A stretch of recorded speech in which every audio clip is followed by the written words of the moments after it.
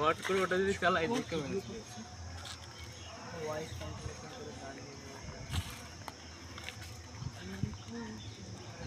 চলো আজকে আমাদের ফার্স্ট থিওডোলাইটের প্র্যাকটিক্যাল শুরু হয়েছে সুন্দরভাবে। ওটা হাতটা ধরো, আগে হাতটা ধরো একটা, হ্যাঁ ধরে লাগাও।